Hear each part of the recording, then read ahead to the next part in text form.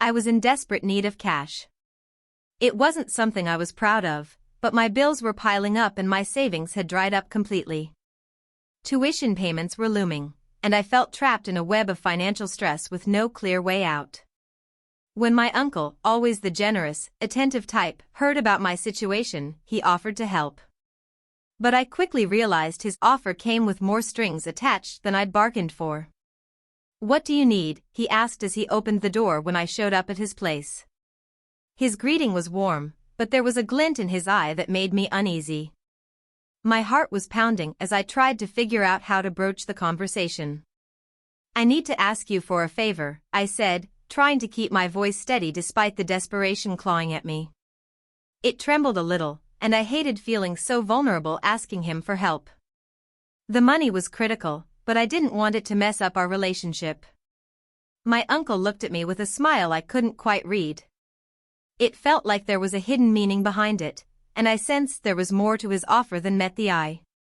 He invited me to sit on the couch, and I did, scooting closer to him with nerves buzzing under my skin. Being that close to him felt off, but I knew I didn't have another choice. "What would he want in return?" "I told you I'd help with the money you need," he started, taking my hand and holding it between his. "And I'll get it to you ASAP." I nodded, a wave of relief washing over me. My uncle's help was a lifeline in the middle of my money mess. "I'll pay you back, I promise." "I can't right now, but I will," I said with a grateful smile, trying to keep things light and playful to ease the tension. He stared at me with an intensity that made me squirm. "I know," he said, "but I promise I'll pay you back. If I have to, I can stick around a little longer." He grinned mischievously, leaning in closer. "Now we're on the same page," he said in a tone that made it clear there was something more brewing between us. We locked eyes in silence, like we both knew we were teetering on the edge of something deeper. He moved in slowly. I felt his hand on my cheek, a gentle touch loaded with heat that sent a shiver down my spine. His eyes searched mine with a depth that felt like it pierced right through me. "I'm older, you know that, right?" I whispered, trying to break the heavy silence. He didn't answer with words, his look said everything. No need for talking. Our connection was so electric that words felt pointless. Then it all just happened, like we'd both been waiting for this moment. I leaned in closer, letting the tension pull me under. I gave myself over to him completely, letting passion and desire run wild without holding back. We spent about 2 hours together, though it felt like time had stopped. Every second was packed with raw intensity and abandon that words couldn't capture. We didn't need to talk, our actions and glances said it all. Afterward, we lay there curled up in silence.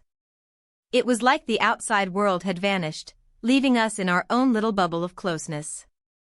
I felt the warmth of his body next to mine and this deep sense of connection. "I want you to know I'm always here for whatever you need," he said with a tender smile. "You can count on me for anything." I nodded, feeling a rush of gratitude. "Thanks so much, Uncle, for the help and for all this." He smiled and kissed my forehead, a gesture that sealed our deal. Then he got up and went to grab the money he'd promised. I watched him walk away, feeling a mix of thankfulness and satisfaction about what had just gone down. A few minutes dragged on like forever, but he finally came back with an envelope in hand. He sat next to me and handed it over with a satisfied grin. "Here's what you need," he said, placing it in my hands. I stared at the envelope, hit with a flood of emotions. It wasn't just the cash I needed, it was the memory of what we'd shared. "Thanks," I murmured, smiling with both gratitude and contentment.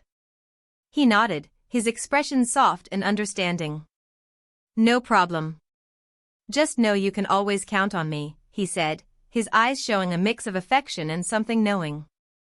We held each other's gaze for a moment, sharing a connection that went beyond words. Then we hugged tight, feeling the warmth and intimacy we'd just experienced. After a bit, I stood up, ready to head home with the money. I tucked the envelope carefully into my purse, feeling its weight like a burden lifted. "I'm gonna head out then," I said, giving a little wave. He winked. Drive safe getting home. I smiled and nodded, thinking about what had happened. I knew it wasn't just a one-time thing, it was an experience that would change everything. I will. Thanks again for everything, I said with a genuine smile. Walking back to my apartment, I replayed it all in my head. Nobody else knew about this deal between us, just him and me. It was a secret I wanted to keep private, not even telling my best friends. When I got home, I stashed the envelope in a safe spot, planning to use the money to ease my financial worries.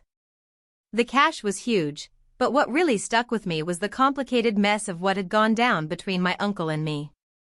That night, I lay in bed feeling uneasy. I knew what I'd done wasn't exactly right, or at least that's what I told myself then, but I'd enjoyed it too. I didn't tell my mom anything about what happened. It was an intimate secret between him and me that I wanted to keep that way. I knew my mom would freak if she found out about my money troubles.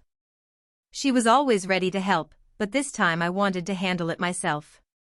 The envelope with the cash was a lifesaver, not just for paying off some debts but so I could focus on my classes without that constant stress. I made a solid plan for how to use the money responsibly.